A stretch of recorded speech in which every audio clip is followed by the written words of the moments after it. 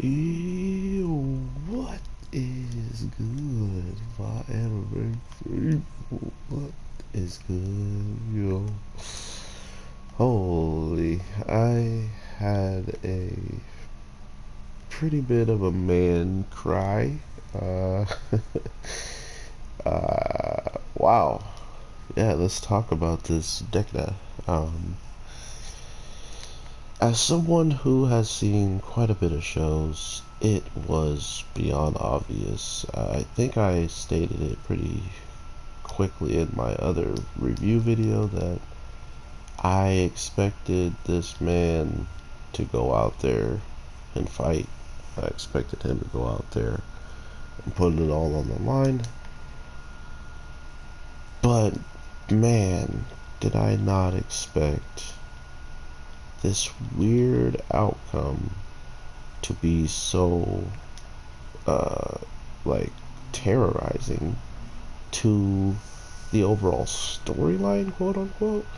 So because he has interfered, because he has done what he did, there was a whole nother fight that they all of a sudden had to experience that supposedly would never have been experienced uh, if he didn't defeat the monster, because clearly by the skills showcased, none of them were going to defeat that monster, especially since they weren't going to break their limits to do so, right?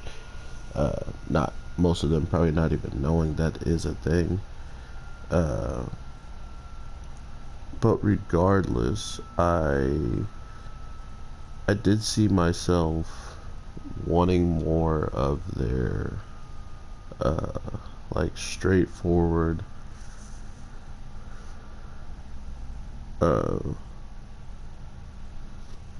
I wanted a lot more straightforward storytelling for that guy and his past and whatnot, but that's not going to be the case anymore just by seemingly him not even being around to be able to tell his past. I think it's a good time for the person who he was communicating with and had seemingly the best interest for him. I think it's going to be good to see him kind of talking about what that guy was like, what he was, fighting for, and if that is the case, I do truly hope he has some interesting stuff to share, because he was the man who's like calling all the shots and knows about the storyline as well. That was, disappointed that this was going on in the first place, right? Because now all of a sudden you got to worry about whatever um, you got to worry about whatever is going on after the monster is defeated, and he had to react on the fly, which he already knew his buddy was going to get severe punishment after what he had done, and they were quick and fast with that punishment, man. I was pretty. I was not shocked, but I was actually still shocked, right? Like, I didn't want to be shocked, but somehow I was shocked. And here's the thing: being a bug is like a crime almost, right? Or like a system breaking thing. And it's weird to me that he openly told the guy who was calling all the commander shots and stuff like that. He straight up says, you know, she's a bug. Like, why? He's like, why are you doing this? Blah blah blah. He's like, I'm protecting this person. She is a bug, you know. And I don't know if their communication could have been heard. It seemed like it couldn't, seeing how the whole punishment and the guy with the crow didn't really talk to the guy who is commanding the thing yet, right? Like, he hasn't gave us confirmation that he has some information of what they were going through, what they were talking about, and stuff like that, whatever the case may be. Um, but yet again, it goes back to why was this a mission in the first place that was never supposed to be beaten, and truly proves that to be true? Like, why are they there? What is the reason for putting them through this? And what were they going to obtain out of killing off all these people and pretty much then what, moving on?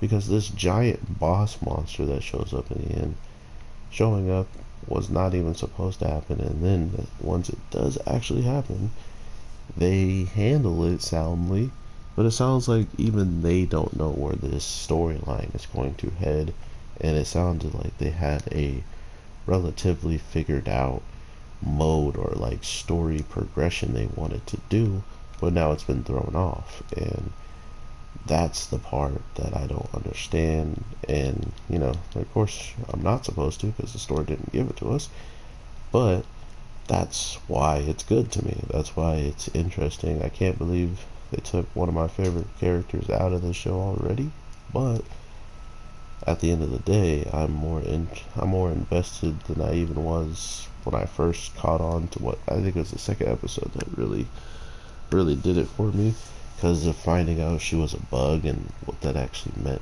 for her in the future. But now that that's even being eclipsed by something crazier, I want to know more. So that being said, I definitely am invested in how all these people, if they were breaking their limiters, would be a force to be reckoned with, and they seemingly would be able to hold off in a lot more battles. But for some odd reason, breaking your limiter, being that OP, and being capable of taking out these monsters dang there by yourself with no one's help, is not a good thing, right? So I don't know. I'm definitely looking at all the sides, and I guess whatever is going to come with this at the end of the day, we just have to wait and see, because like I said, he was my favorite character, and they just bopped him.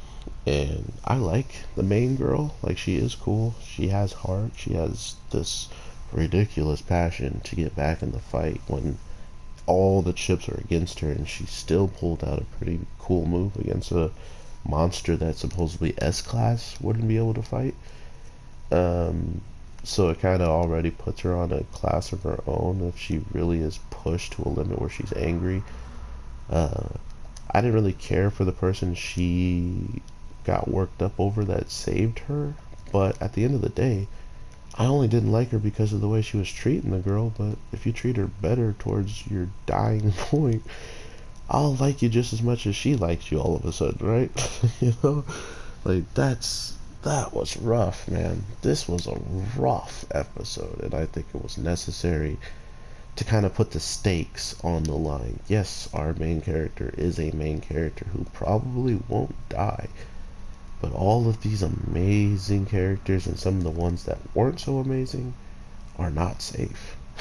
They are not safe in the slightest, so that is a reassuring sign to enjoy the characters while you can, because even the characters that I expected to be here towards the end, which I don't know if there's going to be some weird body thing like with the robot side of them. I don't think there is a disconnect between the avatar and your human form. I just think maybe your avatar can live a longer life than... No, I don't even know. I'm not even going to go there. So I do think the human and the avatar are fully connected, and because he just got bopped, that avatar won't exist anymore, yada yada. His little robot self. Or maybe he does exist still as the little robot. That's why I'm so complacent on not saying anything yet, because if he shows up in the next episode and he can't go back into a human form, but he can always communicate to her, that would be pretty cool. But regardless of the fact, this was a phenomenal episode with some heartbreaking stuff to just showcase that the show is real. And when I say real, I mean they're doing things that you would expect to happen towards some finale, like getting closer to the end. And this is just stuff that will push a character to either a breaking point or push a character to be that much better. Mind you, she has no idea what is happening to him or what has happened. All she knows is he's supposed to take care of Pipe, and if she doesn't know anything more than that and he never shows up, that's it, you know? Like, all of a sudden he wants you to take care of the one person he is fully capable of taking care of, just so he doesn't, end up in the wrong hands or ends up getting hurt. Whatever the case may be, everybody, I hope you have an amazing day, night, evening. Your boy got to go to work here soon, so I'll try to get out at least 3 videos for y'all. I think that would be all of them, and we'll be chilling. So thank you so much for the support. I will definitely talk to you sooner than later. So with that being said, take care and peace.